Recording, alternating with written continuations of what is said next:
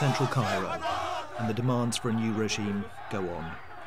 Estimates say hundreds of thousands of ordinary Egyptians are on the streets, and those involved say they won't go home until they get what they want. An Amnesty International team has been in Cairo since Sunday, monitoring the situation. It's very clear from what people lots of the banners, lots of the things that people say to us are very focused on the political repression, the lack of freedom of expression, the state of emergency that existed for 30 years, which has, along with another set of very restrictive laws, has allowed this government to entrench torture in the system. Torture has become systematic across the country in police stations as well as prisons. It has allowed people to be detained without charge or trial for years, for decades. Amnesty International has reported over 30 years on the repression and violations committed by the Mubarak regime, and even now the free flow of information is being blocked, as the internet has been shut down and reporting is being suppressed. The protesters are clear they want change. Because we're humans. If you don't understand that you are a human and you need your own human rights, that's the problem. And all Egyptians are very well educated people, and we know that we need our rights. We lived in tyranny for 30 years. I think this generation, all the people from the age of 21 or 19 till the age of 30 are down in the streets and they're fighting for the rights.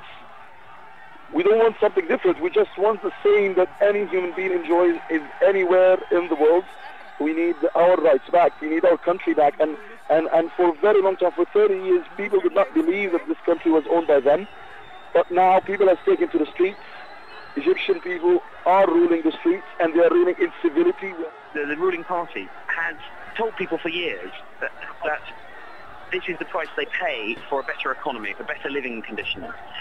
But in fact, that's evidently not true. This is a country with 40% of people live underneath the international poverty line of $2 a day, and a large number more live absolutely on that line. And frankly, that is not enough to get by and feed your family in Egypt today. It's a country where 6 million people in Cairo, in the greater Cairo region, that's about half the people in Cairo, live in slums. These are the kind of things that protesters are talking to us about. They say, we want jobs, we want to live, we want to be free, we want to be able to speak. And I think you've seen in the last couple of days a very clear example of what this government's track record on freedom of expression, as it is cut internet services. It has closed down the Al Jazeera office. It's stopped Al Jazeera from broadcasting in the country. Mobile networks go on and off, have been turned off and have only now just come back on. So that's a very concrete example of the lack of respect for freedom of information, in freedom of expression in the Egyptian government.